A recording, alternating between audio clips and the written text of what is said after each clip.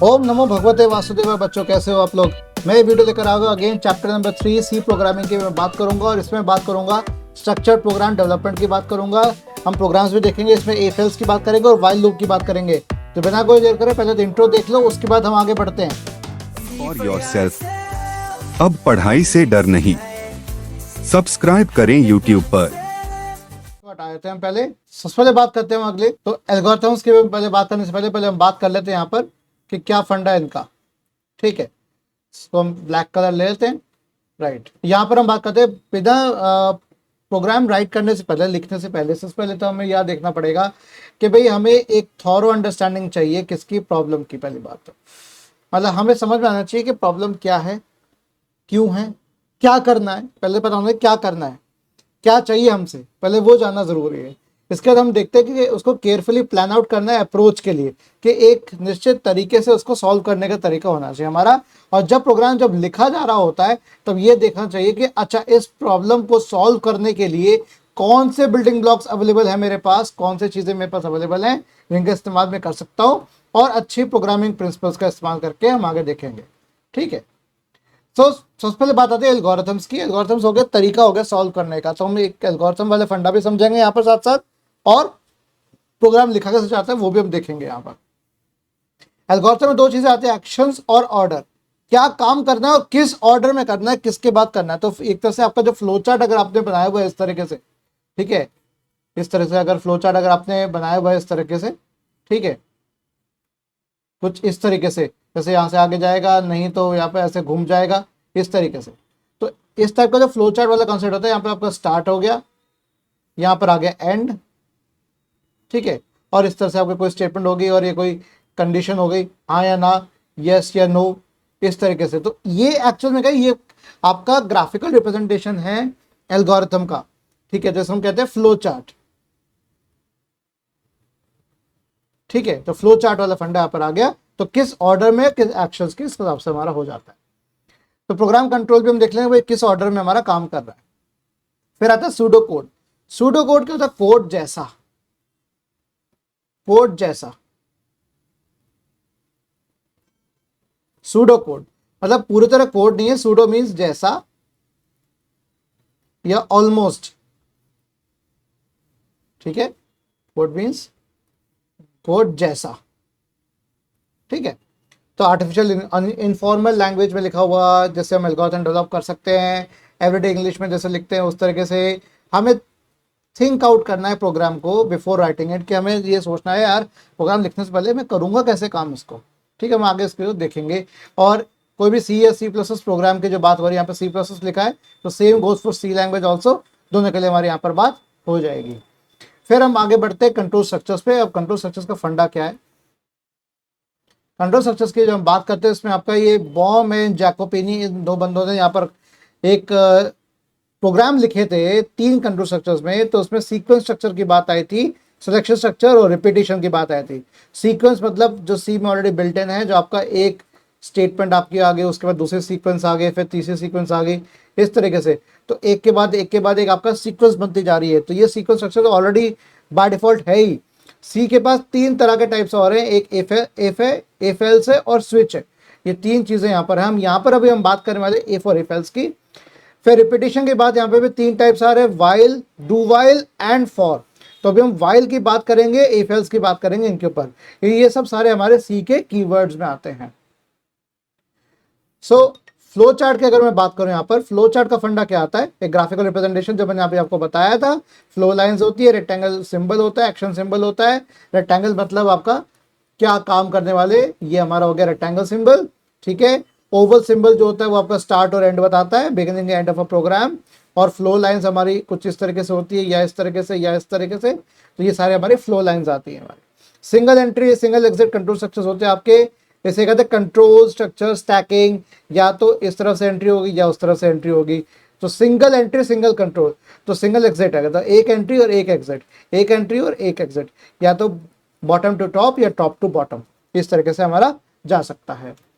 सो यहाँ पे हम बात करने वाले हैं इफ स्ट्रक्चर की। अब इफ स्ट्रक्चर की जब बात करते हैं उसमें आता है कि अगर कोई कंडीशन, ये आता है अगर, अगर अगर ये ट्रू है तो आगे बढ़ो, नहीं तो फॉल्स होता है। अगर फॉल्स है, गलत है, तो उस स्टेटमेंट को इग्नोर करो और आगे चल जाओ। जैसे अगर if students grade is greater then और इक्वल टू 60 तो प्रिंट कर दो पास्ट स्टेटमेंट, नहीं तो आगे बढ़ो। तो इसी बात को मैंने यहाँ पर इस तरीके से लिखा। तो ये मेरा हो गया सूडो कोड। सूडो कोड में पी साइलेंट होता है, ध्यान रखना, ठीक है। इसको सूडो मत बोल देना गलती से भी। तो ये हो गया सूडो कोड। तो पी साइलेंट होता है, ये भाई साहब हमारे चुप रहते हैं, ये भाई साहब हमारे साइलेंट रहते हैं।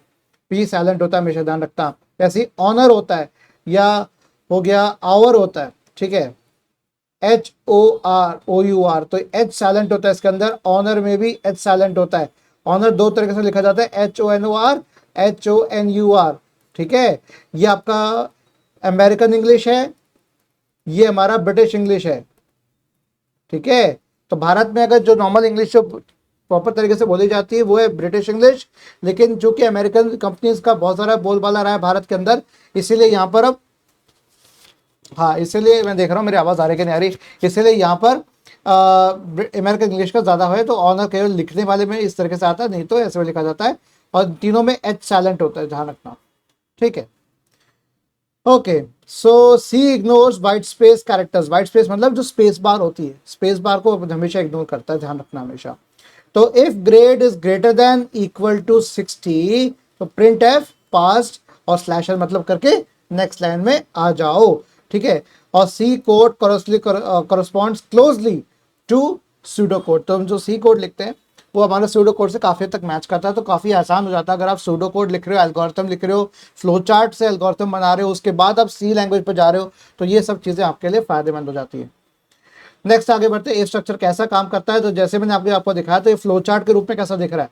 तो सिंपल, अगर कंट्रोल कहीं से भी अगर आ रहा है तो यहाँ पर पहले चेक किया जाएगा क्या मेरा ग्रेड 60 से ज़्यादा है या नहीं।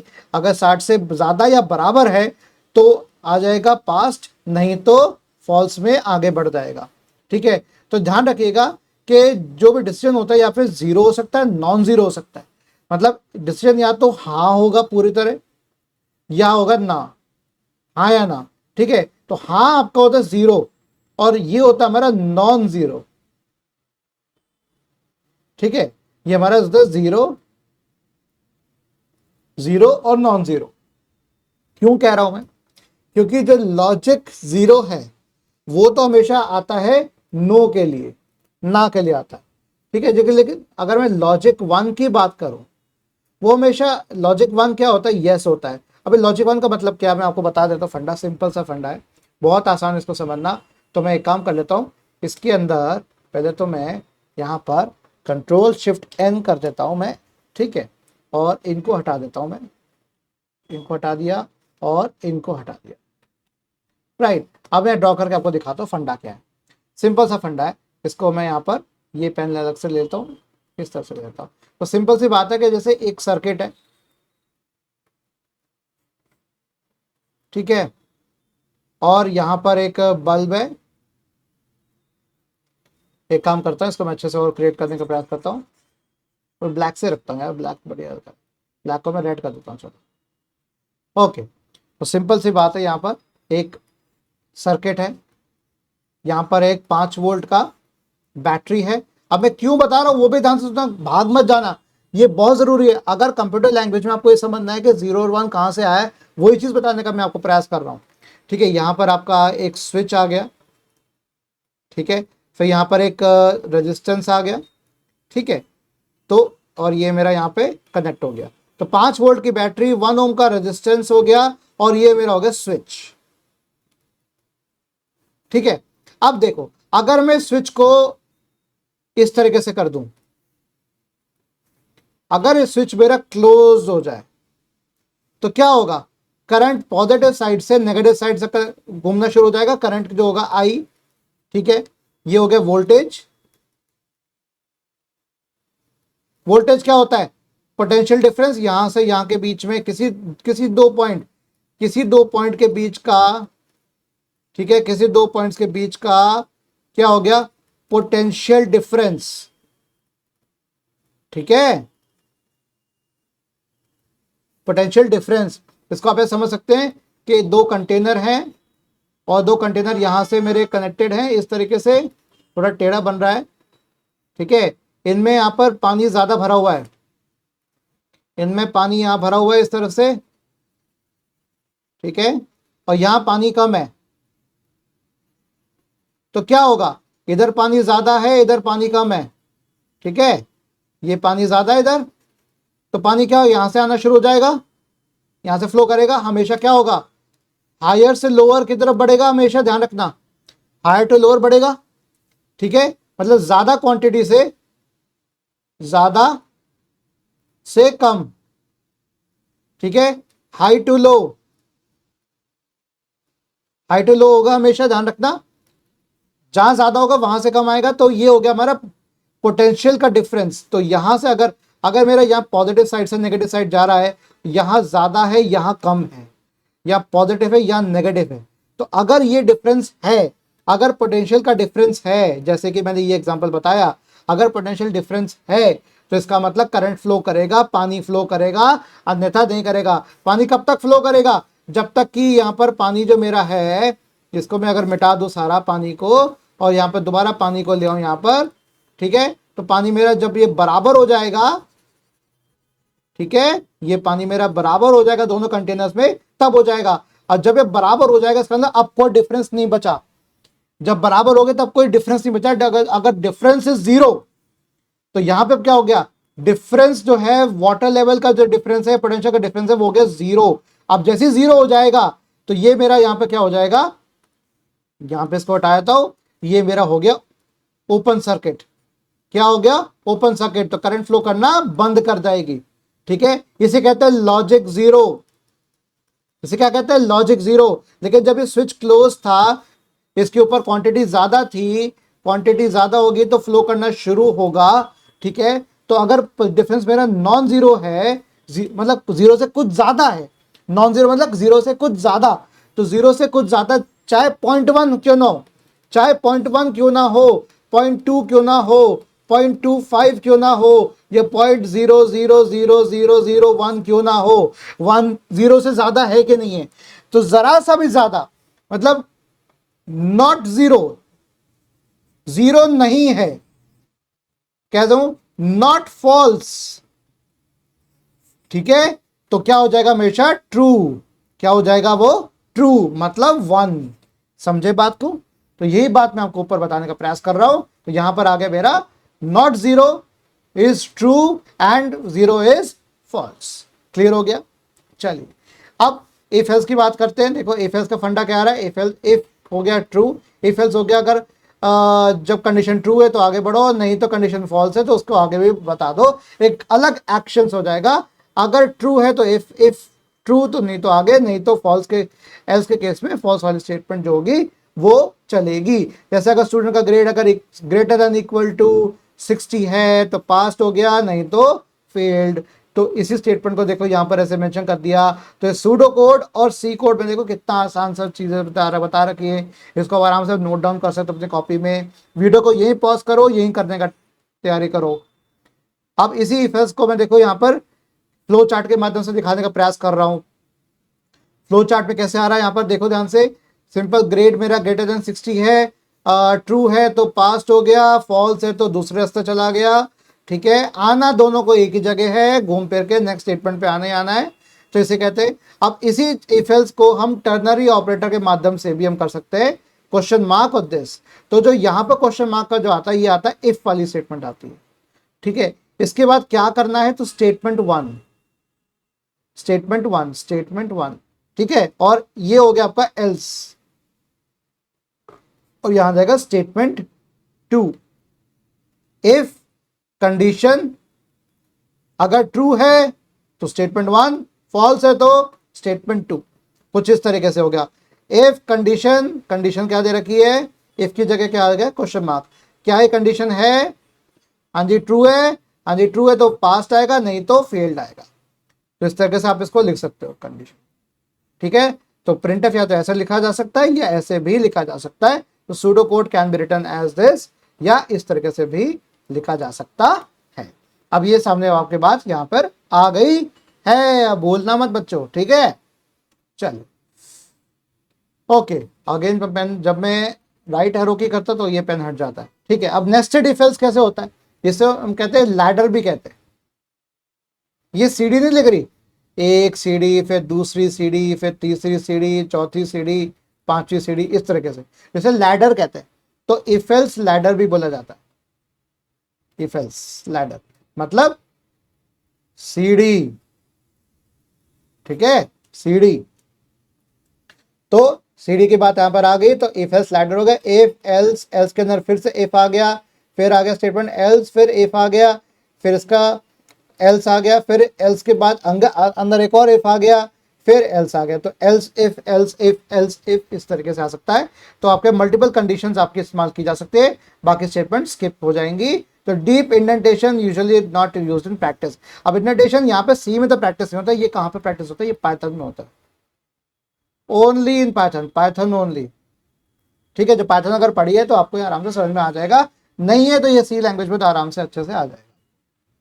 कैसे होती कंपाउंड स्टेटमेंट आपकी इफ एल्स के, सिंपल इस तरह के देखिए। इफ स्टेटमेंट आपका रहेगा, ग्रेड अगर मेरा 60 से बराबर है या बड़ा है, ज्यादा आया है, बच्चे के नंबर 60 से ज्यादा आए हैं तो पास करार दिया जाएगा, नहीं तो एल्स में फेल लिख दिया जाएगा। और इस एल्स में एक से ज्यादा स्टेटमेंट भी दे सकते हो आप, जैसे इफ में कई से ज्यादा स्टेटमेंट आ सकती है, एल्स में भी आ सकती है। तो हमें अगर विद ब्रेसेस दे दे तो ऐसे, ब्रैकेट्स के थ्रू, अगर कर्ली ब्रैकेट्स के थ्रू ऐसे दे रहे तो इस तरीके से आएगा। ठीक है, you must take this course again, नहीं तो विदाउट ब्रेसेस सिंपल से एक स्टेटमेंट लिख दी जा सकती है, ये हमेशा ऑटोमेटिकली एग्जीक्यूट हो जाएगा। अगर विदाउट ब्रेस करेंगे तो पास में भी यही शो करेगा और फेल में भी यही शो करेगा। तो ब्लॉक क्या हो गया, कंपाउंड स्टेटमेंट्स विद डिक्लेरेशंस। तो ब्लॉक आपका हमेशा होता है इस तरीके से, एक ब्लॉक में हमेशा आना चाहिए, राइट। चल, अब कुछ सिंटैक्स एरर्स की बात करते हैं। सिंटैक्स एरर मतलब आपके ग्रामेटिकल एरर्स, मतलब ग्रामर में एरर्स, लिखने में गलतियां, ग्रामर या स्पेलिंग। ठीक है, तो स्पेलिंग अगर जरा से भी गलती हो गई तो कंपाइलर को समझ में नहीं आएगा भाई साहब क्या कहना चाह रहे हो, तो कंपाइलर पकड़ता है इसको, इसे कहते हैं सिंटैक्स एरर। लॉजिकल एरर क्या होता है कि भाई ग्रामर तो सही थी पर जो आंसर हमें चाहिए था वैसा आंसर नहीं नसीब हो पाया, तो इसका पता कब चलता है, एग्जीक्यूशन के समय पता लगता है। नॉन फेटल होते हैं कि प्रोग्राम, नॉन फेटल मतलब ज़्यादा नुकसान नहीं हुआ, मतलब कोई सिस्टम तबाह नहीं हो गया, तो तबाह नहीं होगा, कोई गड़बड़ी नहीं होगी, अगर प्रोग्राम चल गया पर आउटपुट थोड़ा गलत आ गया, कोई बात नहीं, प्रोग्राम चल तो गया ना। लेकिन गड़बड़ी तब होती है जब प्रोग्राम मेरा बिना चले ही पहले ही खत्म हो जाए, एग्जिट्स प्री मैच्योरली, पहले ही खत्म हो जाए कि भाई मैं ना चल पा रहा, मैं ना चल पा रहा, नॉन फेटल हो गया, मैं चल गया लेकिन आंसर थोड़ा गलत आ गया, कोई बात नहीं। दूसरा कह रहा है फेटल, जैसे कि भाई बच्चों आज के डेट में सब कुछ हो रहा है कि जैसे मान लो आप अगर ट्राई करना चाह रहे हो कोई चीज, तो ट्राई करके अगर आप फेल हो रहे हो, फेलियर आ रहा है हाथ में, सक्सेस के लिए आप ट्राई कर रहे हो, सक्सेसफुल होने के लिए ट्राई कर रहे हो, पर आपको नसीब हो रहा है फेलियर, तब भी आपका जो ट्राई करना जो है, आपका जो मेहनत करनी है वो रंग लाती है, गड़बड़ी नहीं होती। फेलियर जितने इतने तरीकों से आप गड़बड़ कर सकते हो वो पहले गड़बड़ कर डालो, अंटिल आपको सक्सेसफुल होने में कोई नहीं रोक सकता। लेकिन अगर आप ट्राई ही नहीं करोगे, प्रोग्राम मेरा प्री मैच्योरली एग्जिट हो जाएगा, जैसे आप लोग पहले ही थक हार के हो जाते हो, अरे यार क्यों करूं मैं, क्या फायदा होगा, हो तो रहा नहीं है कुछ, तो अगर ऐसा करोगे तो भैया गड़बड़ हो जाएगी, तो फेटल हो जाएगा आपके लिए, खुद के आपके वजूद के लिए फेटल हो जाएगा। ठीक है, चलिए आगे बढ़ते हैं। फिर आते रिपीटिशन की बात है। रिपीटिशन में आपका आता है कि जब तक प्रोग्रामर के स्पेसिफाई करता है कि एक्शन को स्पेसिफाई करता है वो रिपीट होता रहे, जब तक, वाइल, जब तक, जब तक, ठीक है, जब तक वो कंडीशन ट्रू रहे। ठीक है, while there are more items in on my shopping list, purchase next item and cross it off my list. जब तक मेरे शॉपिंग लिस्ट में आइटम बचे हुए हैं तब तक मैं परचेज करता रहूंगा और मैं ऐड करता रहूंगा। ठीक है, तो वाइल लूप हमेशा रिपीट होता है जब तक कंडीशन फॉल्स नहीं हो जाती, जब तक कंडीशन फॉल्स नहीं हो जाती। ठीक है, कैसे होता है, जैसे आप देखो प्रोडक्ट की वैल्यू क्या दे रखी है अपन को 2, और इसको अपन ने क्या किया, जब तक प्रोडक्ट की वैल्यू 1000 से बराबर या कम रहे तब तक क्या करते रहो, प्रोडक्ट को 2 गुना बढ़ाते रहो। ठीक है, जो प्रोडक्ट की जो वैल्यू है वो 2 गुनी बढ़ती जाए। ठीक है, तो 2, 4, 6, ठीक है, करते करते कहां तक पहुंच गया, 998 तक पहुंच गया भैया। 998 के बाद जैसे ही 1000 आ गया, 1000 भी आ गया जी। 1000 आने के बाद अगर 1002 हुआ तो वो नहीं हो पाएगा, तब तक चलता रहेगा। तो ये हो गया मेरा वाइल लूप। तो ये भी कंडीशन वाले जो आपका ये डायमंड साइन जो होता है वही इस्तेमाल होता है, और ट्रू एंड देन इस तरह से चलता रहेगा। ये जब कंडीशन फॉल्स होगी तब यहाँ पर बाहर आएगा। बात समझ में आ रही है? ये हो गया वाइल लूप। ऐसे आपके कुछ एल्गोरिथम्स को फॉर्मुलेट कर सकते हैं, जैसे एग्जांपल दे सकते हैं कि भाई एक क्लास में 10 बच्चे हैं, वो एक उन्होंने क्विज ली, ठीक है, एक क्विज हुई बच्चों की, 10 बच्चे क्लास में, और जो ग्रेड है, जो मार्क्स है, उनकी रेंज है 0 से लेकर 100, और उसको मिला हुआ ग्रेड आपको पता है कि भाई 0 से लेकर 100 तक आप स्कोर कर सकते हो। Determine the class average on the quiz. तो जैसे मेरे पास रिजल्ट आ गया 10 बच्चों के क्लास में, हर एक बच्चे का मेरे पास स्कोर कार्ड आ गया कि 0 से लेकर 100 के बीच पे कोई नंबर आए हैं बच्चों के। तो पहले तो ये उसको मुझे क्या करना है, उसको चेक करना है कि जितने नंबर ऑफ स्टूडेंट्स आते जा रहे हैं उनकी वैल्यू मैं लेता जाऊं, ठीक है। तो पहला हो गया सेट टोटल टू 0। पहले तो टोटल जो मुझे निकालते रहना है उसको 0 कर दो पहले, ग्रेड काउंटर को भी 0 करते जाओ, तो टोटल कैलकुलेट होता जाएगा मेरा टोटल क्लास एवरेज कितनी आ रही है मेरी। तो मुझे क्या निकालना है, क्लास एवरेज निकालना है। Number of repetition is known, loop until repeated until counter reaches a certain value. तो यहाँ पर हम क्या निकालने का प्रयास कर रहे हैं, क्लास एवरेज निकालने का प्रयास कर रहे हैं कि 10 बच्चों के क्लास में कितने मार्क्स आए हैं सबके, तो एवरेज क्या बनी क्लास की, 10 बच्चों के बीच में अगर हमने क्विज लिया है तो यहाँ पे हमने क्या कहा, सेट टोटल इक्वल टू 0, फिर उसको हमने ग्रेड काउंटर को 1 रखा। क्यों रखा अभी बताऊंगा मैं, काउंटर को 1 क्यों रखा हमने, ठीक है, क्योंकि 1 से काउंटिंग स्टार्ट होनी है हमारी, ठीक है। और टोटल मेरा टोटल क्या सम हो रहा है, सम ऑफ ऑल ग्रेड्स, ठीक है, सम ऑफ ऑल ग्रेड्स या मार्क्स कह लो, ठीक है।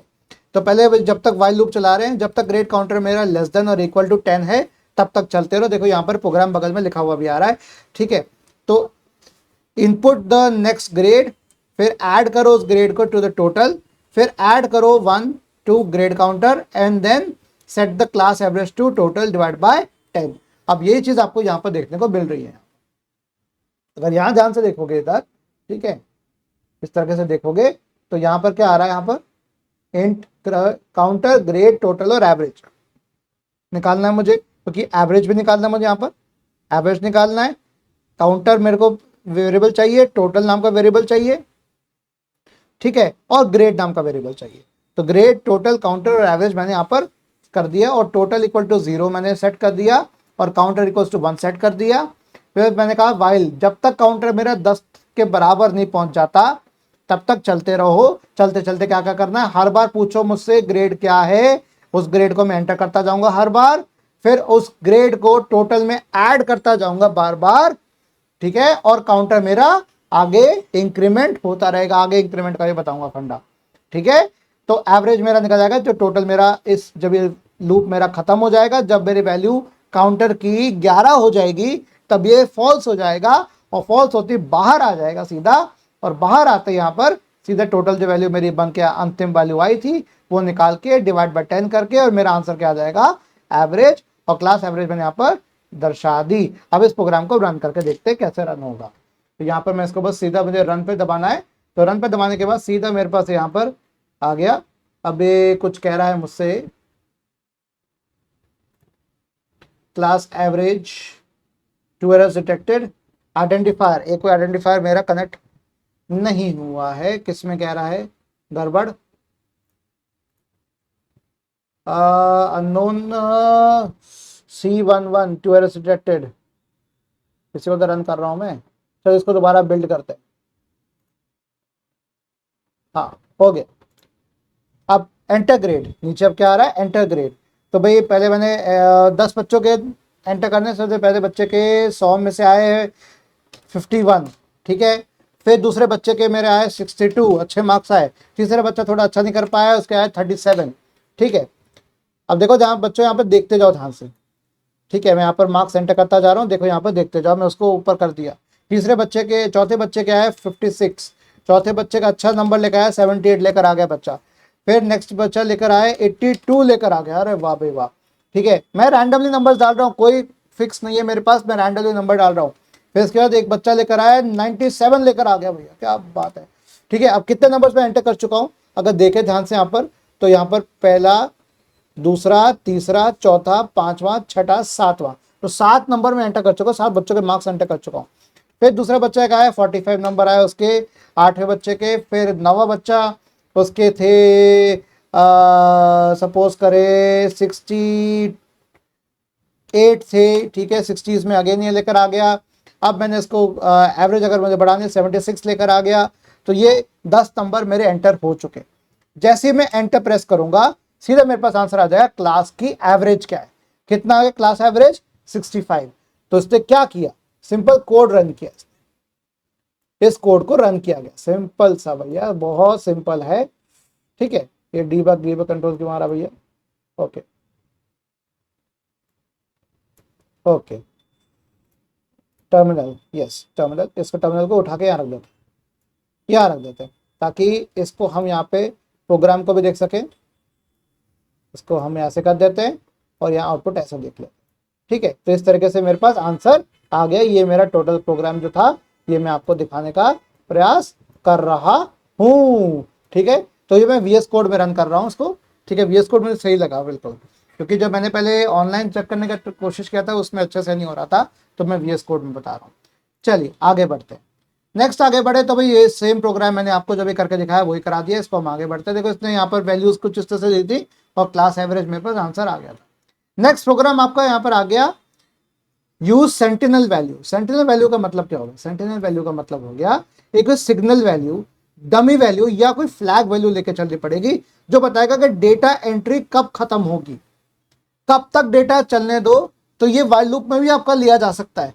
मैंने यहाँ पर क्या रखा था, काउंटर जब तक 10 या 10 के बराबर नहीं हो जाता तब तक ये चलता रहेगा, लेकिन यहाँ पे मैं एक सेंटिनल वैल्यू दे रहा हूं कि जब तक -1 ना आ जाए तब तक चलते रहो, ठीक है। मतलब डिक्रीज करता जाऊंगा, काउंटर में कम करता जाऊंगा, जैसे ही -1 हो जाएगा ये बाहर आ जाएगा, क्लियर, इस तरीके से। तो कैसे करें, तो यहाँ पे क्या, how will the program know to end, के प्रोग्राम को पता कब चलेगा कि भाई कब खत्म होना है।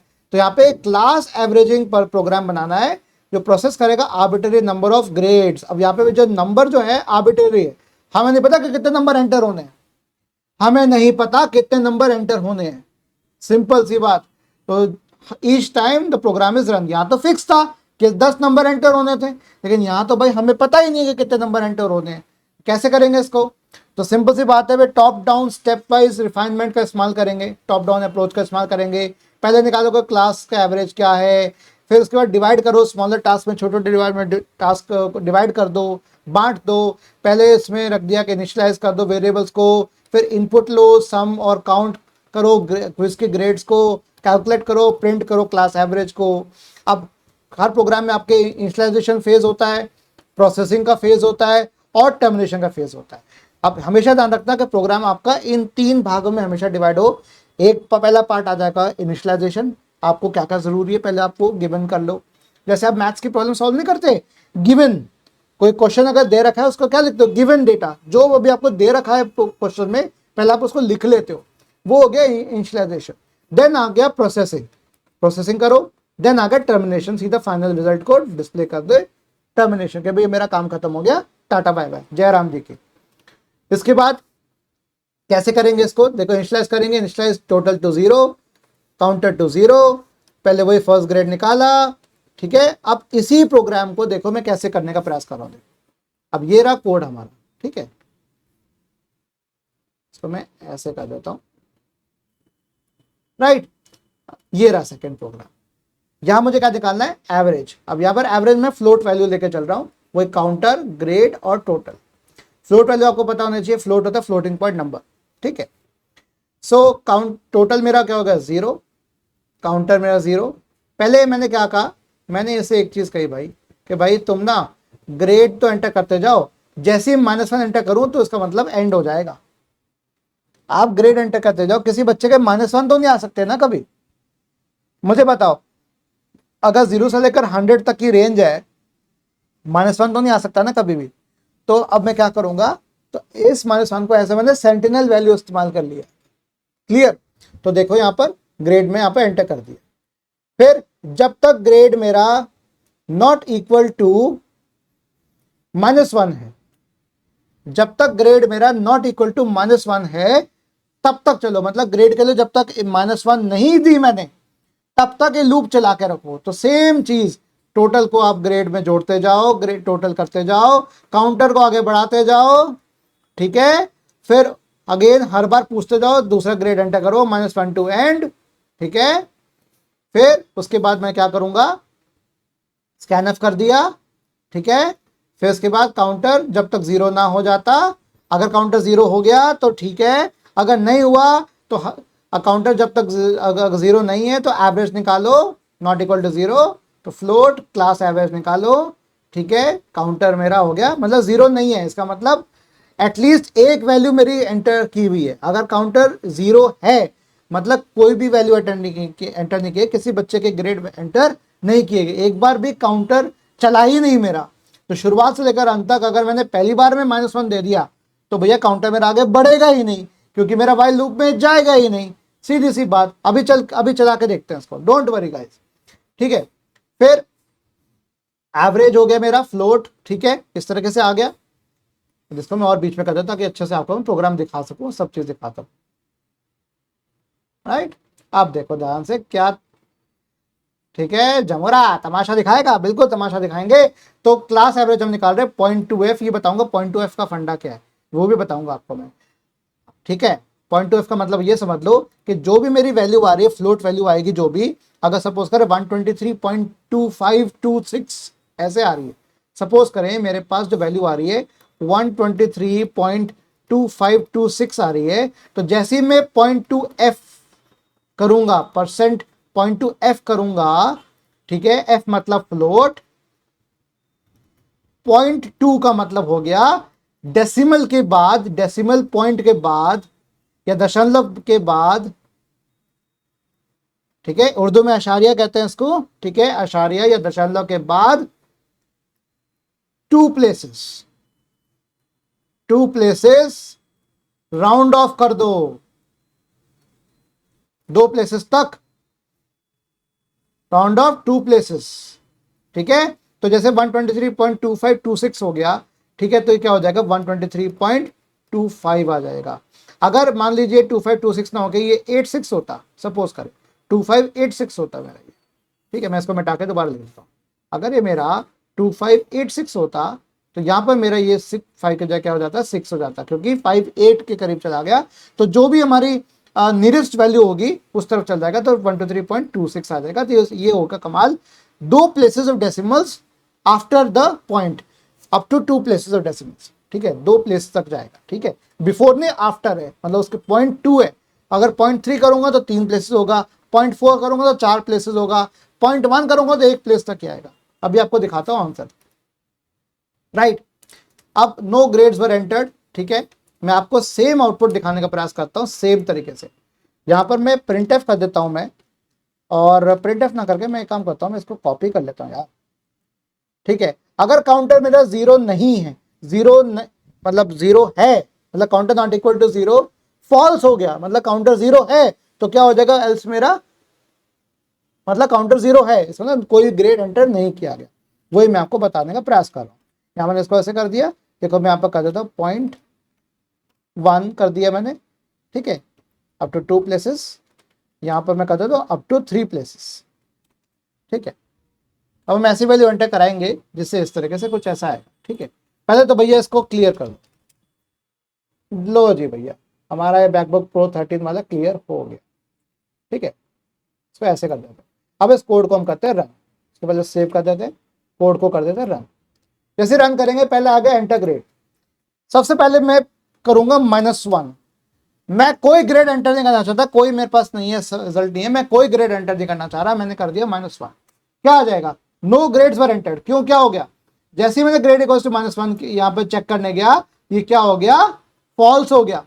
मतलब ये वाइल वाली जब तक वाली कहानी क्या होगी, फॉल्स होगी। तो फॉल्स होगी तो अंदर नहीं जाएगा, कहाँ आ जाएगा, यहाँ पर आ जाएगा। यहाँ पर पूछा काउंटर चला तुम्हारा, भैया काउंटर तो चला नहीं, क्योंकि काउंटर कब चलता है, जब अंदर आता, अंदर तो गया नहीं तो काउंटर चला नहीं, काउंटर नहीं चला तो क्या आ जाएगा, नो ग्रेड्स फॉर एंटर्ड, सीधी सी बात होगी। चलिए अब दोबारा रन करते हैं उसको, दोबारा रन कर दिया, क्या हो गया, ये कुछ अगर गड़बड़ हो जाती है इस पर एक बार एंड कर देते हैं -1। ठीक है, एक काम करते हैं, क्लियर कर देते हैं इसको। राइट, अब इसको दोबारा रन करते हैं। अब ग्रेड एंटर करने का प्रयास करते हैं। सपोज करें 70 87 कर दिया, 43 कर दिया, 45 कर दिया, 34 कर दिया, 55 कर दिया। अंदर के मैंने क्या स्पेस नहीं दे रखा इसलिए अंदर वाला आ रहा है। थैंक यू मैया। ठीक है, 88 कर दिया। अब मुझे इसके आगे वैल्यू एंटर नहीं करनी है, इसके आगे मुझे कुछ एंटर नहीं करना है, तो मैं क्या कर दूंगा, -1 कर दूंगा। जैसे ही -1 करूंगा क्लास एवरेज मेरे यहाँ पर शो कर देगा इस तरीके से। अब ये थोड़ा आउटपुट अजीब सा आ रहा है, आउटपुट अजीब वाले को भी ठीक कर देते हैं। हम क्या करते हैं, इसको स्लैशन शुरू में लगा देते हैं, हर बार स्लैशन लगा देते हैं, और इसको तो हम दोबारा एंटर करने का प्रयास करेंगे। बस ये वैल्यू तो हमारे पास ये पड़ी हुई है, उसी से वैल्यूज को हम एंटर कर देंगे। यहाँ पर आ गया, ठीक है, एंड को यहाँ पर हमने स्पेस भी दे दिया। ठीक है, ओके देन ये भी हमारा आ गया, एंटर ग्रेड। ठीक है, एंटर ग्रेड। राइट, अब वापस चालू करते हैं इसको। अगेन 87 दिया था, ओ सॉरी इधर आ गया, 87 दिया था, हाँ जी। फिर हमने दिया था 45। ठीक है, अब अंदर वापस क्यों आ रहा है ऐसा, क्योंकि इसको बिल्ड करना पड़ेगा दोबारा से, इसको बिल्ड करना पड़ेगा। डीबग, पहले डीबग करोगे, डीबग करने के पश्चात जब डीबग हो जाएगा तब इसके बाद हमें इसको करना है रन। क्या कह रहा है ये, डेवलपर टूल्स, ठीक है जी, अलाउ, हाँ जी, हो गया, डीबग हो गया, क्योंकि प्रोग्राम में चेंजेस नहीं हुए। फिर आ गया, दोबारा हमने रन कर दिया 87। ठीक है, फिर हमने कर दिया इसको 45, क्योंकि ये देखो प्रोग्राम में चेंज तभी होगा जब मैं इसको दोबारा बिल्ड करूंगा, नहीं तो प्रीवियस बिल्ड पे चला गया, मतलब प्रीवियस कंपाइल हो गया था, एक बार कंपाइल हो गया, आप कितनी बार रन कर सकते हो उसको, ये कहानी होती है सी प्रोग्राम की। ठीक है, क्योंकि मैंने स्लैशन दे दिया तो इसलिए अब अच्छे तरीके से दिखाएगा। नेक्स्ट वैल्यू क्या दी थी, 34। फिर हमने क्या दिया था, 55। फिर हमने दिया 88। अब इसके बाद मुझे कोई वैल्यू इंसर्ट नहीं करनी, सीधा मुझे करना है -1। जैसे ही -1 करूंगा मेरे पास यहाँ देखो वैल्यू आ जाएंगी इस तरीके से। %1 है, भी लास्ट में परसेंट क्यों दिखा रहा है मुझे समझ नहीं आ रहा। देखो 61.8 आंसर था, 800, ये हो गया 3 places, 61.80 up to 2 places of decimals, और 61.8 हो गया आपका अप टू सिंगल वाला। ठीक है, अप टू सिंगल वाला, समझ में आ गई बात, राइट। कोई दिक्कत किसी को, कोई परेशानी किसी को, क्योंकि आगे इसको मैंने यहाँ पे स्लैशन नहीं किया, ये भी मुझे स्लैशन करना चाहिए, या इसके आगे भी मुझे स्लैशन लिखना चाहिए, तभी वो अच्छे से आएगा, नहीं तो नहीं आएगा। तो ये तरीका हो गया आपका प्रोग्राम का तरीका, मैंने आपको और बता दिया। चलिए आगे बढ़ते हैं। तो ये वो एक सेम कोड है जो आपको मैं दिखाया था अभी, राइट, वैल्यू एंटर की, 80 से 2.5 यहाँ पर दिखा दिया। अब नेस्टेड कंट्रोल स्ट्रक्चर की हम बात करते हैं। नेस्टेड कंट्रोल स्ट्रक्चर में क्या फंडा आता है हमारा, जैसे कोई प्रॉब्लम दे रखी है कि भाई एक कॉलेज है, उसमें एक लिस्ट है टेस्ट रिजल्ट्स की, जैसे 1 होगा तो पास, 2 होगा तो फेल। क्लियर, 1 होगा तो पास, 2 होगा तो फेल, 10 बच्चों के लिए। अब मुझे प्रोग्राम लिखना है जो ये एनालाइज कर पाए, ठीक है, कि अगर 8 से ज्यादा बच्चे पास हुए हैं तो क्या करो, रेज ट्यूशन। ठीक है, रेज करना है, प्रिंट रेज ट्यूशन, कि भैया ट्यूशन लिए भैया, हाँ भाई ट्यूशन के जैसे हुआ है, ये ट्यूशन पाई है, सी फॉर सेल्फ की कोचिंग पाई है। ठीक है, तो नोटिस करना है मुझे कि प्रोग्राम हमेशा 10 टेस्ट रिजल्ट्स लेकर आएगा, काउंटर कंट्रोल रहेगा, तो काउंटर के हिसाब से चल रहा है, काउंट वैल्यू जो हमारी होती है वैसे ही। यहाँ पे 2 काउंटर का इस्तेमाल होगा, एक काउंटर तो मेरे स्टूडेंट्स के नंबर ऑफ काउंट करेगा, दूसरा 1 या 2 या ऐसा काउंट करेगा। ठीक है, तो 1 फॉर नंबर ऑफ पासेस, कितनी बार मेरा पास हो रहा है, दूसरा हो गया नंबर ऑफ फेल्स, कितने पास हुए कितने फेल हुए। क्लियर, हर जो टेस्ट रिजल्ट है वो एक नंबर रहेगा, नंबर क्या होगा, या तो वो 1 होगा या 2 होगा। ठीक है, तो कितने नंबर ऑफ 1s आ रहे हैं, कितने नंबर ऑफ 2s आ रहे हैं, ये 2 काउंटर्स मेरे कैलकुलेट होते रहेंगे। अब अगर नंबर 1 नहीं है, अगर कोई नंबर 1 नहीं आया, इसका मतलब वो 2 हो जाएगा, अगर वो पास नहीं है तो क्या हो गया, फेल। ठीक है, इस तरीके से। अब कैसे करेंगे इसको, पहली बात इसमें कुछ चीजें इसको हम देखेंगे। पहले टॉप लेवल आउटलाइन क्या बनेगी, एनालाइज करना है अपन को एग्जाम के रिजल्ट्स को, और डिसाइड करना है कि ट्यूशन रेज होना चाहिए कि नहीं होना चाहिए। पहला रिफाइनमेंट हमने देखा कि पहले वेरिएबल्स को इनिशियलाइज करो, फिर 10 क्विज के ग्रेड्स ले लिए, उनमें काउंट करो कितने पास है कितने फेल है, फिर उसकी समरी यहाँ पर दिखा दो एग्जाम रिजल्ट्स की।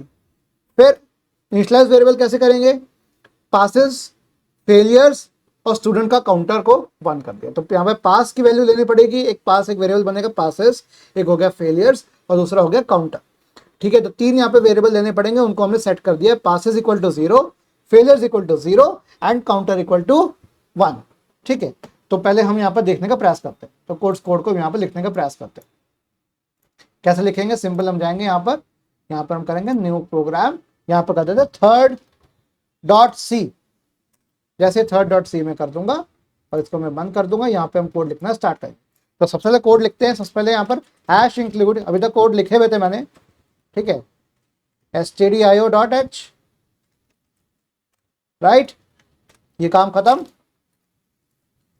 अब इंट मेन, सबसे पहले इंट मेन लिखने के बाद पश्चात पहले काम करो रिटर्न 0 लिख दिया करो ताकि कभी गलती नहीं होगी। अब पहला काम मुझे क्या करना है, यहाँ पर इंटीजर लेना है। इंटीजर पहले लेना है पासेस इक्वल्स टू 1 या पास इक्वल्स टू 1 कर दिया, नेक्स्ट कर दिया, सॉरी 0 करना सेट, मुझे 0 करना सेट, फेल इक्वल्स टू 0 और काउंटर इक्वल्स टू 1, ये सेट कर दिया। नेक्स्ट, अब मुझे चेक करना है, ग्रेड भी चाहिए, राइट, ग्रेड भी तो चाहिए मुझे।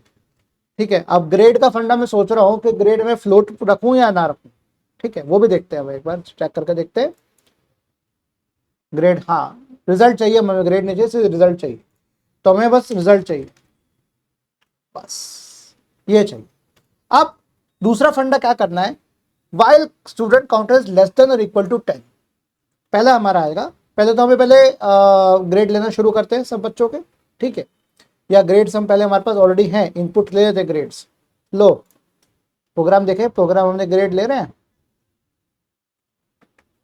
ग्रेड ऑलरेडी ले रखे हमें, सीधा हमें काम करना है।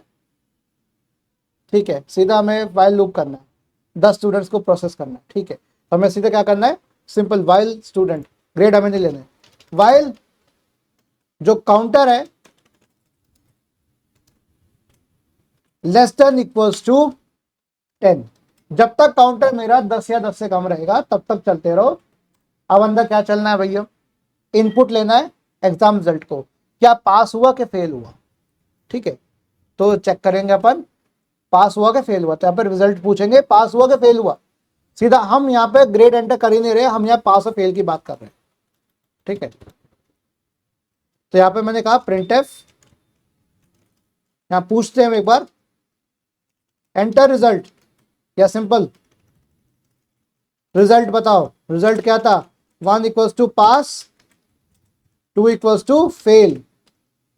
ठीक है, यहां एंटर कराओ, सीधा एंटर कराने के लिए क्या करना पड़ेगा, मुझे स्कैन ऑफ करना पड़ेगा, और यहाँ पे एक और काम कर देते हैं, स्लैश एन दे देते हैं, और क्या एंटर करना है मुझे, %d, %d मतलब एक हमें इंसर्ट करना है, या तो पास या तो फेल। तो यहां पर क्या आएगा मेरा, यहां आएगा रिजल्ट, रिजल्ट हमने एंटर करा लिया 1 या 2, क्लियर। अब इफ कंडीशन आ गई, इफ कंडीशन आएगा स्टूडेंट मेरा पास हो गया, अगर रिजल्ट की वैल्यू, इफ रिजल्ट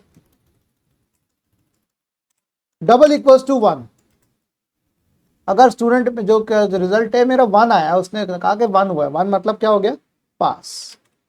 क्या कर देंगे अब, सॉरी ये नहीं करना था मुझे पाइथन की आदत हो गई, यहां पे मैं क्या कर दूंगा, pass equals to pass plus 1, clear, clear. चूंकि सिंगल स्टेटमेंट है तो मुझे यहां पर ये देने की जरूरत नहीं है, सिंगल स्टेटमेंट है तो मुझे कर्ली ब्रैकेट देने की जरूरत नहीं है। एल्स क्या हो गया, फेलियर में ऐड कर दो, fail equals to fail plus 1, तो फेल नाम का जो काउंटर है मेरा वो भी चालू हो गया, राइट। ओके देन, मैंने छोटा सा चेंज किया है यहाँ पर, अगर 8 बच्चों से ज्यादा अगर पास हो गए तो क्या प्रिंट कराऊं मैं, subscribe to C for yourself, वो चीज मैंने आगे यहाँ पर मेंशन कर दी। Subscribe should be C for yourself, should be subscribe, तो चेक करेगा, डिसाइड किया जाएगा, C subscribe to C for yourself, subscribe to C for yourself. वही चीज मैंने यहाँ पर मेंशन कर दी और वो मैंने यहाँ पर प्रोग्राम में लिख दिया। राइट, अब करते हैं इसका बढ़िया सा काम तमाम। कैसे करेंगे भाई? उसको मतलब सेव कर दो। कोड आपके सामने है, ठीक है, कोड भी दिख रहा है, सबको दिख रहा है। आप इसको पहले तो हम यहाँ पे क्लियर कर दो, ठीक है, और लास्ट में जो प्रिंट स्टेटमेंट का जो आ रहा है उसको हम कर देते हैं स्लैश कर देते हैं, ताकि नेक्स्ट जो भी आए वो अलग से आए। क्लियर, स्लैश यहाँ भी कर देते हैं। लो जी, ओके देन, रिजल्ट आ गया, सब आ गया, पास आ गया, फेल आ गया, आगे भी स्लैश यहाँ कर देते हैं, क्योंकि पहले हम स्लैश दे के रख लेते हैं। स्लैश वाला फटना मुझे बहुत सही लगता है। यहाँ पर जब मैं स्कैन कर रहा हूँ तो एंड रिजल्ट आएगा तो एम्परसेंड नाम का सिंबल आ जाएगा, क्योंकि जब स्कैन कर रहे हैं तो किस एड्रेस पे जा रहा है वो भी मैटर करता है, ये मैंने पहले लेक्चर में बता रखा। तो चैप्टर 1, चैप्टर 2, लेक्चर 1, लेक्चर 2 में ऑलरेडी बता चुका हूँ, लेक्चर नंबर 3 है ये, ठीक है। तो इसको हम समझ लेते हैं। यहाँ पर ये हो गया कोड मेरा रेडी। अब इसको मैं कर रहा हूँ रन। जैसे रन करूंगा तो पहले पूछेगा भाई वहां पे बच्चा पास हुआ फेल हुआ? मैं कहा पहला तो भैया पास हो गया, पास हो गया, दूसरा भी पास हो गया, तीसरा भी पास हो गया, चौथा, दूसरा, पांचवा फेल हो गया, छठा भी फेल हो गया, सातवां भी फेल हो गया, पास पास पास। ओ भाई कितने एंटर हुए? 10 से ज्यादा हो गए। तो कितने हुए, कितने पास हो गए? पास हो गए 7 और फेल कितने हो गए? 3। दोबारा रन करें? लो जी दोबारा रन कर, क्योंकि 8 से ऊपर वैल्यू नहीं आई। अब बोले भाई कितने पास हो गए? 1 2 3 4। लो जी 8 पास हो गए, 2 फेल हो गए। अभी भी आया नहीं subscribe to C for yourself. क्या करना है मुझे? या तो 9 पास होंगे या तो 10 के 10 पास होने चाहिए, 8 से ज्यादा होना चाहिए। फिर से रन करते हैं भैया, हमें चाहिए सब्सक्राइब कराना भैया सी फॉर योरसेल्फ को। तो पहले वाला भले ही फेल हो जाए कोई बात नहीं, बाकी सब हम पास करा देंगे। सारे हमने पास करा दिए। तो pass is 9, failed is 1, subscribe to C for yourself. अभी भी खुश नहीं हो? खुश नहीं हो भी? लो जी अब फिर कराते हैं, हम सबको पास कराते हैं। सी फॉर योरसेल्फ को सब्सक्राइब कर लिया ना, सब पास बेटा, सब पास। यहाँ पे कोई फेल नहीं होता, यहाँ कोई फेल नहीं होता। Subscribe to C for yourself, pass is 10 and failed are 0। तो यहाँ पे 10 के 10 बच्चे पास हो गए। तो ये मेरा क्या तरीका हो गया? व्हाइल लूप के अंदर इफ एल्स का लैडर आ गया। क्लियर? तो व्हाइल के अंदर इफ एल्स आ गया मेरा। क्या बात क्लियर हो रही बच्चों? ये चीज यहाँ पर करने का प्रयास किया है, ठीक है। अब आते हैं असाइनमेंट ऑपरेटर्स की बात करते हैं। क्या होते हैं असाइनमेंट ऑपरेटर्स? राइट, देखिए सर, जैसे आपका ये होता है, कोई भी वेरिएबल हो गया, उसका ऑपरेटर हो गया वेरिएबल, फिर ऑपरेटर, फिर एक्सप्रेशन, इस तरह से आता है। तो कैसे रिटर्न लिख सकते हो कि अगर ये वेरिएबल और ये वेरिएबल अगर सेम है तो मेरा वेरिएबल कॉमन आ जाएगा, यहाँ पर ऑपरेटर आ जाएगा, इक्वल टू आ जाएगा एक्सप्रेशन। जैसे c equal to c plus 3, जैसे मैं यहाँ पर क्या लिख रहा था, यहाँ में लिख रहा था counter equal to counter plus 1। तो यहाँ पे इसको मैं क्या लिख सकता हूँ? हाँ, काउंटर प्लस इक्वल टू 1 भी कर सकता हूँ, ये भी कर सकता हूँ। तो इस वाले को मैं अगर मैं ऐसे रख के ऐसे कर दूं, इस तरीके से पास वाले को भी कर सकता हूँ, फेल वाले को भी कर सकता हूँ। असाइनमेंट ऑपरेटर, तो असाइनमेंट ऑपरेटर्स हमारे आपके अलग है। तो असाइनमेंट के साथ हमारे पास अरिथमेटिक ऑपरेटर्स भी हमारे जुड़ गया, ठीक है। ये एग्जांपल्स आपके सामने दे रखे हैं, ठीक है। तो एक दे रखा आपका माइनस वाला, D equal to D minus, तो D minus equal to, multiply equal to, divide equal to, और मॉडुलस इक्वल टू, इस तरीके से। बस ये ध्यान रखो कि पहला जो मेरा ये जिसमें जा रहा है और जो पहला ऑपरेंड में दोनों बराबर होने चाहिए, ठीक है। क्लियर? चलो फिर एक बात करते हैं इंक्रीमेंट और डिक्रीमेंट ऑपरेटर्स की, जहां पर हम c प्लस इक्वल टू 1 कर रहे हैं, इसकी जगह हम कर सकते हैं इंक्रीमेंट ऑपरेटर कर सकते हैं c माइनस 1 इक्वल टू 1 की जगह हम कर सकते हैं डिक्रीमेंट। तो जहां पर मैं counter equal to counter plus 1 कर रहा हूँ या काउंटर प्लस 1 इक्वल टू 1 कर रहा हूँ मैं, तो भाई मैं क्या करूंगा? प्लस इक्वल टू 1 कर रहा हूँ मैं, यहाँ पे मैं क्या लिख सकता हूँ? इसको मैं कर सकता हूँ काउंटर प्लस प्लस, ऐसे यहाँ पे मैं इसको कर सकता हूँ पास प्लस प्लस। अभी बताऊंगा इसके आगे चीज कहानी आएगी इसके अंदर अभी, ठीक है। Counter plus plus, right, pass plus plus, fail plus plus. Clear? ये हो गया पास और फेल, अपना आ गया आंसर जो भी है, राइट। सेव कर लेते, अब रन करेगा, सेम तरीके से रन करेगा। अगर मैं दोबारा इसको बिल्ड भी कर दूं, मैं अगर दोबारा मैं डिबग कर दूं, डिबग करने के बाद बिल्ड सक्सेसफुल आ गया, यस अलाउ, हाँ जी, इसकी डिबग फाइल जो क्रिएट होती है डीसिंक नाम की, वो मेरे लोकेशन पे सेव हो जाती है, राइट। अब उसे क्या करना है, मुझे रन कोड का, सीधा रन कर, कोड को रन करना है, ठीक है। कोड रन कर दिया, 1 पास नहीं, क्योंकि मेरा जो था 11 आ गया, 11 ना तो 1 है, तो 1 नहीं है ना, 11 इज नॉट 1, तो मेरा फेल्ड के अंदर आ गया, लेकिन तब भी आ गया सब्सक्राइब टू सी प्लस। अगर मैं यहाँ पर रन सी प्लस फाइल करूं, तो फाइल करने के लिए भी अगेन यहाँ पर करेगा, दोबारा बिल्ड करेगा, और बिल्ड करके मेरा काम हो जाएगा। क्या तो मैं बिल्ड और कोड अलग से रन कर सकता हूँ, देन उसके बाद मेरा आराम से काम हो सकता है, राइट। बिल्ड सक्सेसफुल हो गया, बिल्ड सक्सेसफुल हो गया, सीधा मुझे रन करना है यहाँ, क्लियर। इसको मैं रन कर सकता हूँ, two two two two two two two, सारे फेल कर दूं, सारे फेल हो गए भैया, कोई बात नहीं हुआ, फेल 10, ठीक है, कुछ नहीं हुआ। चलिए, ये कहानी समझ में आ गई बच्चों, कोई दिक्कत किसी को अभी तक? सेम चीज आगे इंक्रीमेंट और डिक्रीमेंट ऑपरेटर्स के आगे, यहाँ पे क्या चीज लिखी हुई है, अगर c इक्वल्स टू 5 है तो प्लस प्लस सी, ये हो गया pre increment, pre increment post increment, increment से पहले असाइनमेंट हो जाए, ठीक है। मैं आगे इसका एग्जांपल दिखाऊंगा आप लोगों को, ठीक है। Pre increment post increment, a equals to plus plus B और a equals to b plus plus, दोनों में क्या अंतर होगा, अगर a इक्वल्स टू 5 है और b इक्वल्स टू 10 है तो क्या फर्क आएगा, इसको समझने का प्रयास करते हैं। सिंपल सा कि भाई जब पहली स्टेटमेंट अगर मैंने लिखी, तो पहले क्या होगा, पहले इंक्रीमेंट होगा, क्योंकि प्लस प्लस पहले आ रहा है, तो पहले इंक्रीमेंट होगा, फिर असाइनमेंट होके असाइन होके a के पास जाएगी वैल्यू, तो b की वैल्यू कितनी है यहाँ पर 10, इंक्रीमेंट हुआ कितना हुआ 11, तो a में क्या चला जाएगा 11 चला जाएगा, क्लियर होगी बात। दूसरे केस में देखो, अगेन a इक्वल्स टू 5 और b इक्वल्स टू 10, सेम चीज। दूसरे केस में क्या है, पहले असाइनमेंट होगा फिर इंक्रीमेंट होगा, पहले असाइनमेंट फिर इंक्रीमेंट, ठीक है, क्योंकि ये पोस्ट है, पोस्ट मतलब बाद में, यहाँ पे क्या था प्री, प्री मतलब पहले, पहले इंक्रीमेंट करो फिर आगे भेजो, पोस्ट में क्या हो गया, पहले भेजो, पहले असाइन करो फिर इंक्रीमेंट करते रहना, तो ए के अंदर क्या चल जाएगी पहले वैल्यू, बी की वैल्यू क्या थी 10, तो पहले ए में क्या चल जाएगा 10 और बी उसके बाद क्या हो जाएगा 11 हो जाएगा, ठीक है। इसको मैं आपको अभी करके भी दिखा देता हूँ, डोंट वरी, मैं अभी आपको करके दिखाता हूँ कैसे हो रहा है, ठीक है।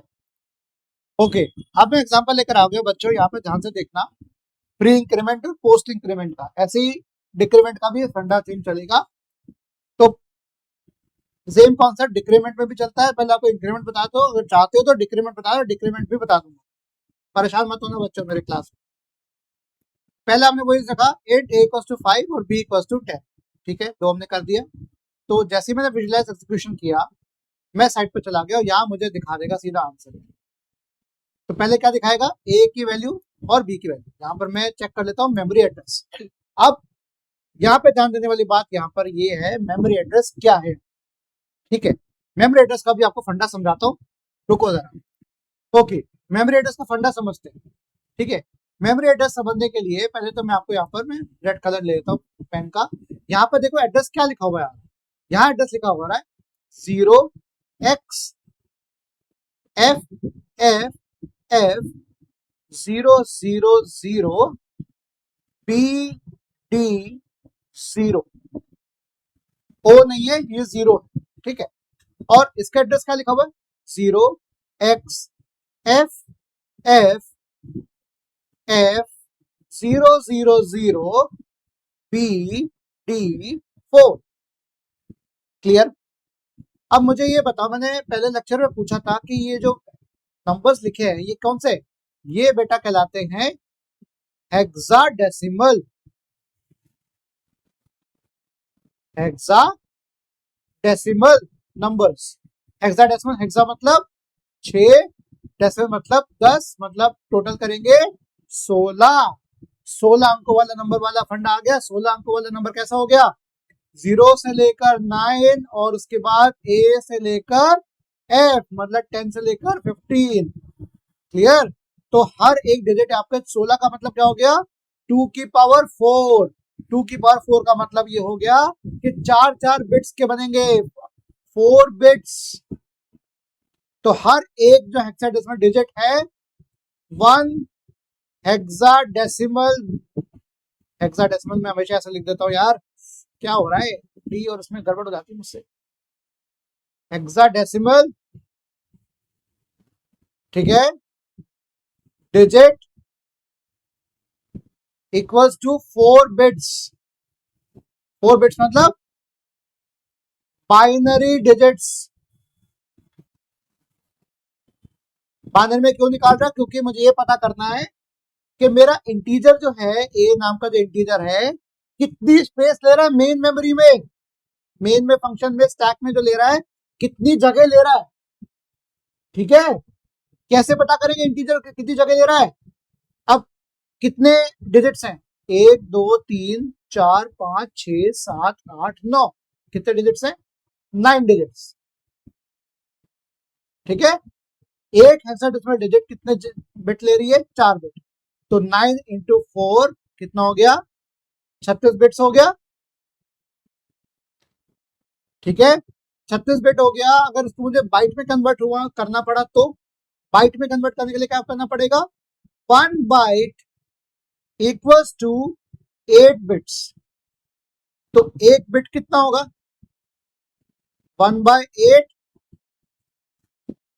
बाइट। तो कितने? 36 बिट कितने हो गए? पढ़ा था यूनिटरी मेथड, बचपन में क्लास में पढ़ा था ना, 36/8। ठीक है, 8 का पढ़ा पढ़ो, 8 एकम 8, 8 दूनी 16, 8 दिया 24 और 8 चौके 48। तो ये 8 दिया तक तो जाएगा। 24 अगर इसे सब्सट्रैक्ट कर दे तो क्या हो जाएगा? 24 और 8 नहीं, 8 चौके 32, सॉरी 8 चौके 32। क्या कर रहा हूं मैं? गड़बड़ कर रहा हूं। 8 चौके 32, 32 हो गया, 4 बचा, 4 पॉइंट लगा दिया, 40 हो गया।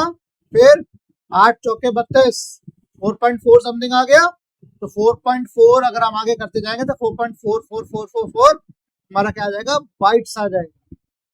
करीब करीब 4 बाइट्स का हो गया हमारा। क्लियर? इसको आप ऐसे भी कर सकते थे, 9 into 4 डिवाइड बाई 8 कर देते तो ये डिवाइड हो जाता, या तो मैं इसको 4.5 पे ले आता, 8 पंजे 40, हाँ 8 पंजे 40 आ रहा था, 4.5 आ रहा था, तो सीधा आ जाता मेरा 4.5 बाइट्स। तो एक इंटीजर यहाँ पे कितना स्पेस ले रहा है? 4.5 बाइट्स कितनी स्पेस ले रहा है एक इंटीजर। क्लियर हो गई बात? क्या बात समझ में आ गया? तो एड्रेस से आप निकाल सकते हो कि कितना स्पेस है, कितनी स्पेस इंटीजर ले रहा है। अगर एड्रेस आपको पता लग गया तो एड्रेस ने मुझे बता दिया, मैंने आप दिखा दिया आपको एड्रेस। क्लियर? चलिए अब इसको हम यहाँ पर सारा हम यहाँ कर देते हैं, इसको हम मिनिमाइज करते हटा देते। तो अब हम यहाँ पे आते, अब देखो यहाँ पर क्या हो रहा है, ए की वैल्यू यहाँ पर क्या है यहाँ पर, ठीक है यहाँ पे आ जाते हैं, इसको हटा देते हैं। तो जैसे मैंने यहाँ पर करा, ए की वैल्यू क्या है? 5 और बी की वैल्यू कितनी हो चाहिए? 10। तो जैसे ए की वैल्यू 5 होगी, बी की वैल्यू 10 आ गई। फिर आगे बढ़े, A equals to plus plus B. इसका मतलब क्या हो गया? पहले इंक्रीमेंट होगा, प्री इंक्रीमेंट, पहले इंक्रीमेंट हो जाए फिर असाइन हो जाए। तो बी की वैल्यू क्या हो जाएगी इंक्रीमेंट होते ही? 11। जैसे ही बी 11 हो गया, ए 11 हो गया। क्लियर? और प्रिंट कर देगा मुझे आंसर ए 11 बी 11। क्लियर? पोस्ट इंक्रीमेंट क्या होगा फंडा? पोस्ट इंक्रीमेंट मैंने क्या कर दिया? ये कर रखा है। अब मैं पोस्ट इंक्रीमेंट दिखाता हूं आपको। अब पोस्ट इंक्रीमेंट क्या होगा भैया? प्री इंक्रीमेंट वाले को क्या कर दूं मैं? मल्टी लाइन कमेंट कर दूं, स्टार स्लैश स्टार और स्टार स्लैश से बीच में कर दिया, उसको ब्लॉक बना दिया। ये कहोगे कमेंट ब्लॉक हो गया। ठीक है, बारिश होगी शायद, बारिश की महक आ रही है। फिर आगे जाके बढ़ते हैं, equal to 5 equal to 10 same हो गया, सीधा आ गया। अब हम क्या कर रहे हैं? पोस्ट इंक्रीमेंट कर रहे हैं। पोस्ट इंक्रीमेंट में क्या हो गया? पहले बी की वैल्यू क्या है? 10, वो पहले किसको असाइन हो जाएगी? 5 को असाइन हो जाएगी, ए को असाइन हो जाएगी, तो बी हो गया। फिर देन बी क्या हो गया? 11। क्लियर? तो हो गया पोस्ट इंक्रीमेंट और प्री इंक्रीमेंट। सेम फंडा आपका डिक्रीमेंट में होता है, सेम टू सेम फंडा डिक्रीमेंट है। नहीं भरोसा हो रहा? लो मैं करके दिखाया तो आपको। ठीक है, यहाँ में कर देता हूँ माइनस माइनस, इसको मैं आई एन सी को कर डीईसी कर देता हूँ, आई एन सी को कर दिया डीईसी, इसको कर दिया माइनस माइनस, पहले चलो दोनों देख लेते हैं, दोनों को चालू कर देता हूँ, तो यहाँ मेरी वैल्यू थोड़ी अलग हो जाएगी, और इसको दोबारा मैं यहाँ पर मैं मेंशन कर देता हूँ, हर बार वैल्यू असाइन हो जाएगी। ठीक है, हर बार मेरी वैल्यू असाइन हो रही है, हर बार, ठीक है, रिपीट हो रहा है, कोई बात नहीं। विजुलाइज डेफिनेशन ऑफ ए, तो एक काम कर देते हैं, इसको हम दूसरा देते हैं, पी और क्यू कर देते हैं। ठीक है, पी क्यू, पी क्यू, और ये हो गया पी, सॉरी कर रहा हूं, क्यू। ठीक है, पी और क्यू कर दी, सेम चीज, और यहाँ वैल्यू थोड़ी डिफरेंट कर देते हैं, यहाँ पे हम कर देते हैं 55, यहाँ कर देते हैं 110। ठीक है,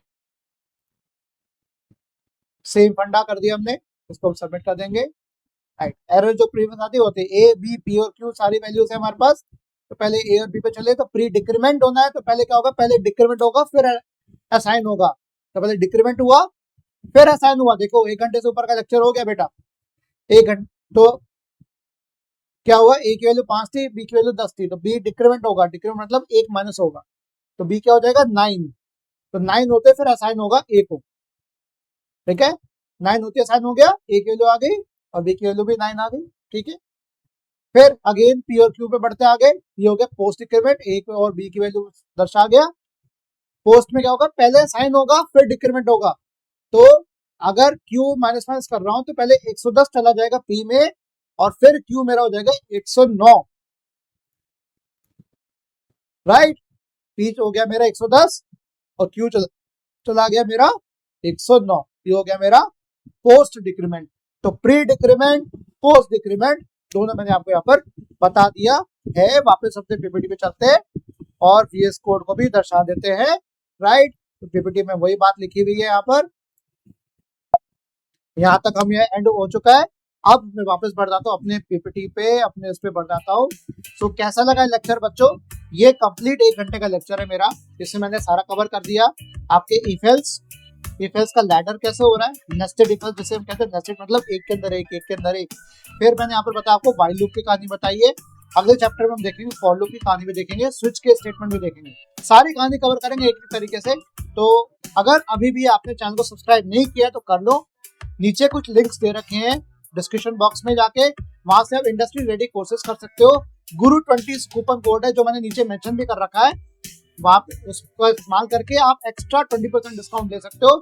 50% ऑफ ऑलरेडी है, टेक विद्वान के कोर्सेज हैं, आप वहां से जाके 50% ऑफ तो है ही, प्लस 20% ऑफ मैं और दे रहा हूँ आपको, तो जाके कोर्स जरूर खरीद लेना। मेरा पढ़ा हुआ भले पसंद आए, अगर मैं सर्टिफिकेशन दे पा रहा हूँ, लेकिन मैं आपको सर्टिफिकेशन जरूर कराऊंगा, ताकि आप इंडस्ट्री के लिए रेडी हो जाओ, आप जॉब के लिए रेडी हो जाओ। जॉब क्यों मिलेगी आपको, बिल्कुल मिलेगी। तो स्किल होना है, हुनर बना बढ़ाना है और जॉब पाना है। किसी के साथ ओम नमो भगवते वासुदेवाय, हरे कृष्णा, चलते हैं वापस।